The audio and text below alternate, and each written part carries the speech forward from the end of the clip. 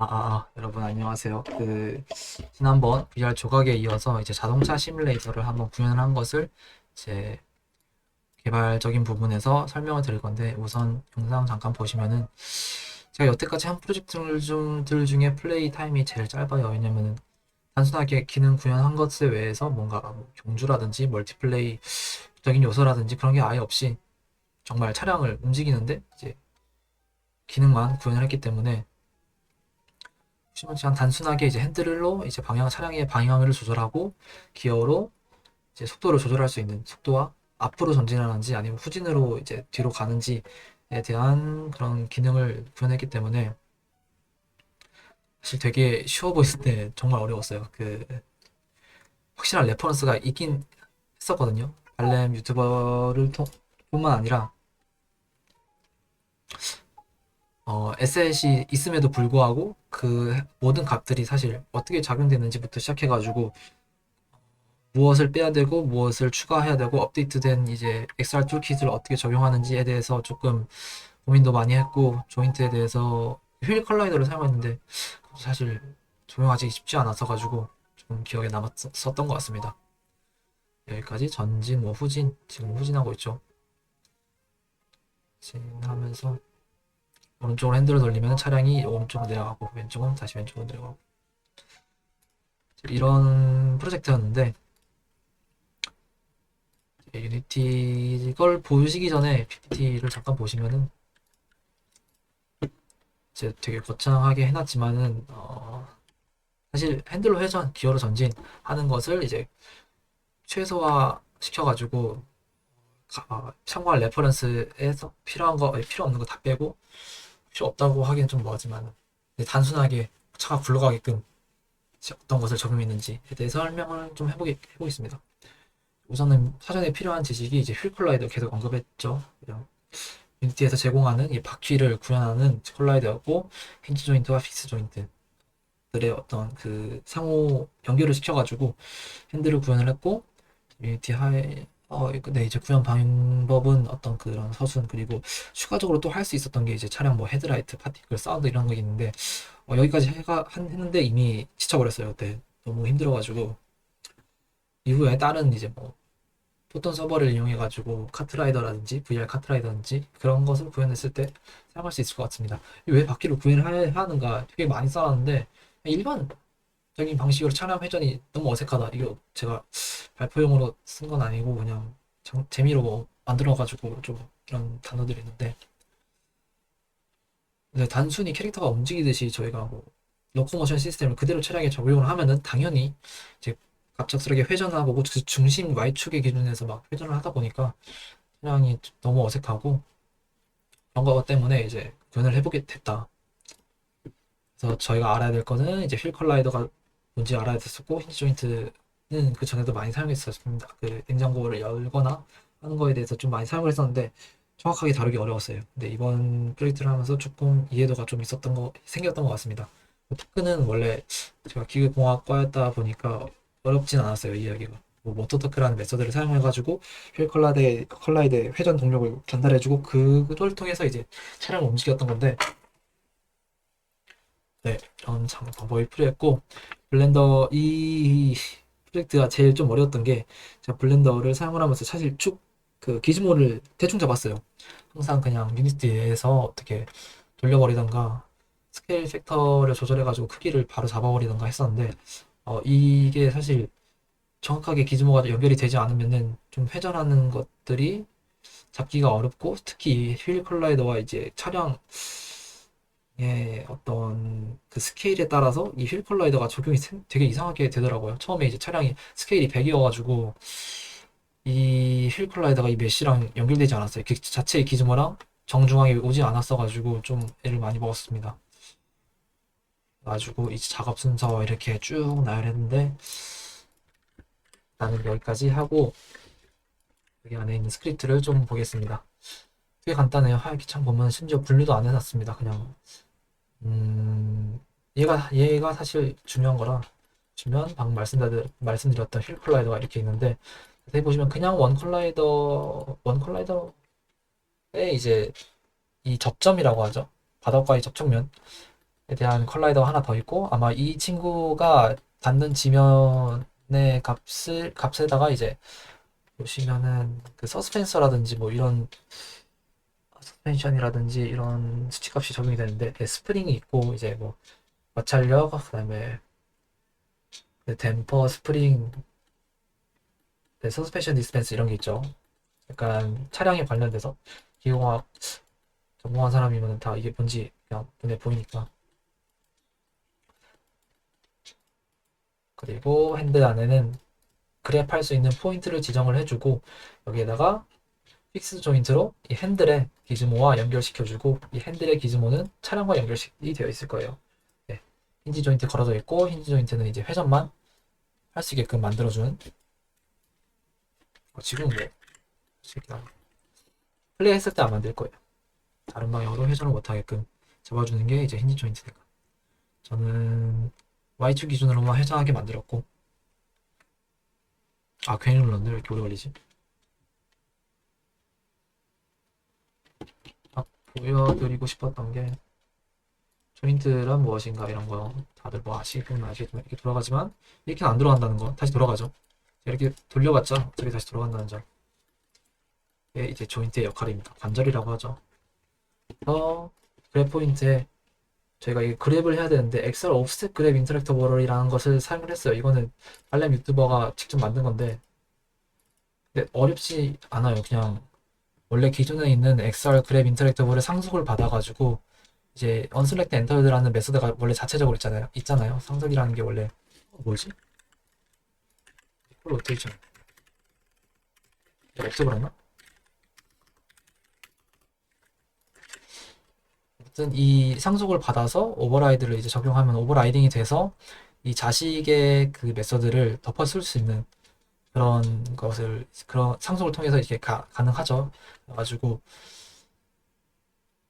정말 단순해요. 그냥 그래프 피봇이라는 거 게임 오브젝트 하나 만든 다음에 자식으로 만들고, 그 잡는 위치에다가 적용을 해서 내가 잡는 위치가 어디든 간에 일단 잡았으면 그 위치를 생성을 하고, 그 위치에 따라 그 위치로부터 이제 그래프한 상태의 그 다음 위치, 그러니까 이동한 값만 받아들이는 거예요. 이게 왜 이렇게 해야 되냐면은 원래 그냥 옵셋이 아니라 그냥 인터랙터 버리면, 인터랙터 들어갈까요? 어딘지 못 찾겠다. 제가 단순하게 항상 기본 디폴트 값이 이제 레이 인터랙터잖아요. 들어가서 보시면은 제가 다 지웠는데, 네, 다이렉트 인터랙터 말고 레이 인터랙터가 기본이어가지고 이거를 이제 위치를 잡으면은 얘가 당겨오는 힘이 있어요. 왜냐면 레이의 중심으로 가져오는 게 기본 디폴트거든요. 그랩이라는 것 자체가. 그렇지 않고 다 없애버린 다음에 그랩 인터랙터를 넣고 이 차의 핸들 이 위치를 짓고 나서 회전시키는 값만 읽어드리고, 그래야지 이제 자연스럽게 움직이거든요. 안 그러면 당기는 힘이 계속 적용돼가지고 이게 위치가 굉장히 부정확해요. 내가 분명히 이렇게 똑같이 움직였다고 생각했는데 실질적으로 이 핸들은 조금밖에 이제 안 들어가니까 안 들어갈 수 있어요. 그래서 기어도 마찬가지고, 기어도 똑같이 이 그랩 할 수 있는 위치에다가 픽스 조인트를 걸어놔서 밑에 이 바닥에 있는 힌지 조인트가 걸려있는 기어와 연결되어 있고, 이렇게만 회전할 수 있게끔 만들어놨습니다. 힌지 조인트 있죠. 그래서 중요한 거는 차량을 구현할 때 스크립트를 적용한 건데, 이제 원래 기존에 유니티 S에 있던 것을 전부 이제 조금 뜯어봐서 필요한 것만 다른 스크립트에 있는 거 가져와가지고, 거기에는 그 S에서는 무슨 뭐 전륜 구동, 후륜 구동 이렇게 모드가 다 나뉘어져서 그랬는데, 저는 그냥 후륜 구동만 이제 구현하게끔 가져와가지고 필요한 것만 이제 추출해냈고, 뭐가 어떤 변수가 어떤 작용을 하는지에 대한 그 값들을 조금 분석을 해봤어요. 그리고 제가 모르는 것은 다 없애버렸고, 없애는데도 막 그냥 구동을 안 한다고 하면은 그게 문제가 되는데 다 되긴 하더라고요. 볼만한 거 좀 보면은, 일단은 위에서부터 보면 힌지 조인트 걸어준 거, 우리가 왜냐면 힌지 조인트를 걸어준 친구의 그 앵글 값을, 회전 값을 받아야 되기 때문에 인스펙터로 받아주는 거 보이고, 휠 컬라이더 역시 퍼블릭으로 받아줘서, 근데 받아줄 때 위치가 제가 알기로는 이제 1, 0, 1번이 이제 압박키가 되고, 2, 3번이 뒷바퀴여야 돼요. 똑같이 메시도 그렇고 컬라이더랑 메시랑 따로 연결 받아서 따로 받아서 연결을 시켜줬어요. 컬라이더가 회전한 만큼 메시도 같이 회전하게끔. 두 개는 다른 별개의 물체거든요. 이 휠 컬라이더가 있고 메시가 아마 따로 있을 거예요. 그쵸? 따로 있죠. 메시 따로 있고 컬라이더 따로 있고 여기는 이거든요. 컬라이더 따로 있고. 그래서 받아주는 모습이고 처음에는 이제 다 연결시켜주고 메시랑 뭐 로컬 로테이션이랑 메시 로테이션. 그쵸? 그래서 이 부분이 사실 가장 중요한데 원래는 그 에셋이 VR이 아닌 일반 컴퓨터의 키보드 값을 받았었기 때문에 여기에 들어가는 게 이제 input get key down horizontal이었죠. 근데 저희는 힌지 조인트, 스티어 휠이 이제 힌지 조인트거든요. 힌지 조인트의 앵글 값을 받아서 이제 마이너스 1과 1 사이로 이제 보정을 시켜줬죠. 맥스턴 앵글도 잡아주고 80도 이상 180도가 최고라고 하면은 그 우리가 회전의 앵글 값에 얼만큼 비율을 차지하는지 분수로 잡아줘가지고 나눠줘서 이제 마이너스 1에서 1 사이 값으로 조정을 해줬고요. 직접적으로 이제 차량을 움직이는 게 무브라는 사용자 함수를 통해서 정의가 되는데 외계 변수를 이제 회전값, 이 핸들의 힌지 조인트 핸들의 앵글 값, 그 다음에 기어의 힌지 조인트 앵글 값, 그 다음에 역시 이 풋브레이크도 기어 힌지 조인트의 앵글 값을 똑같이 받지만은 밑에 사실 보시면은 이거는 메시 잡아준 거고요. 메시의 위치 값을 받았죠. 아, 그쵸. 컬라이더의 위치 값과 회전 값을 받아서 get world 포지션을 받아서 이제 대입을 해준 거죠. 메시한테 실시간으로 업데이트 문안에 있는 거니까. 그 다음에 스티어링 저희가 받았던 여기 매기변수로 받았던 친구들을 마이너스 1과 1, 마이너스 1과 1, 그 다음에 악셀은 이 0과 1 해가지고 마이너스 값을 없애버렸고 이 브레이크 같은 경우는 음수 부분만 취한 거죠. 마이너스 1부터 0까지. 그래서 이 힌지 조인트를 맞죠. 그 기어가 앞으로 밀었을 때 플러스 값만 취하고 그걸 악셀이라고 취하고 그다음에 마이너스 값을 이제 음수 부분을 이제 감속이라고 취해준 거죠. 감속과 후진. 그쵸. 다음에 스티어 앵글 조정시켜주고 휠 컬라이더의 스티어 앵글, 즉 컬라이더의 회전값 Y축 기준으로 뭐 왼쪽으로 움직이고 싶으면은 그 핸들의 왼쪽의 앵글 값과 이 바닥의 이 친구죠. 그 휠 컬라이더의 앵글 값을 역시나 대입을 해가지고 앞바퀴인 0과 1, 0과 1이 앞바퀴라고 했죠. 앞바퀴에 넣어줘서 회전을 구현을 했고 스티어 헬퍼가라는 거는 이제 회전 각을 이제 보정해주는 주작에 다 적어놨습니다. 이제 보면서 징벌락 현상 일어나지 않게끔 만들어주고 어플라이 드라이브가 사실 제일 중요한 친구인데 보시면은 트러스트라는 게 이제 추진력이잖아요. 추진력 토크, 추진 회전을 이제 저희가 넣었던 그 기어의 악셀 값을 이제 현재 토크를 바퀴가 4개니까 4로 나눠가지고 이제 대입한 건데 대입해서 모든 콜라이더에 나눠준 거죠. 스러스트 토크 값을 처음 모터 토크 해가지고 이제 휠 컬라이더에 회전 토크를 넣어준 거죠. 그쵸. 음, 위가 아닌 일반적인 경우인 브레이크 대행시 역방향 토크를 일으켜 감속시킴이라고 되어 있죠. 브레이크 토크라는 메서드를 사용을 했고 스피드 속도 조정하면서 정확히 뭔지 모름이라고 적어놨는데 이거는 그 단위 변환하는 걸로 알고 있어요. 나중에 보니까. 그리고 애드포스 다운 차량이 뜨지 않게 이제 바퀴 하나만 잡아가지고 살짝 눌러준 건데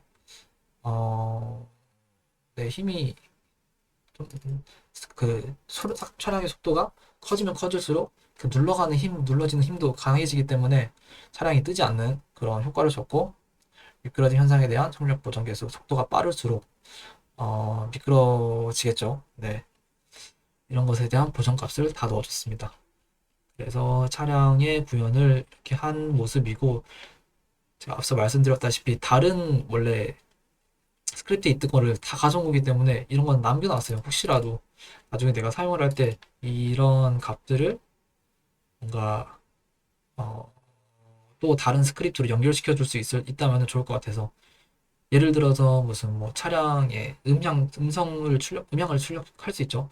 내가 기어를 세게 돌렸을 때 이제 악셀 인풋이 커졌을 때 그 차량의 뭐라고 하지?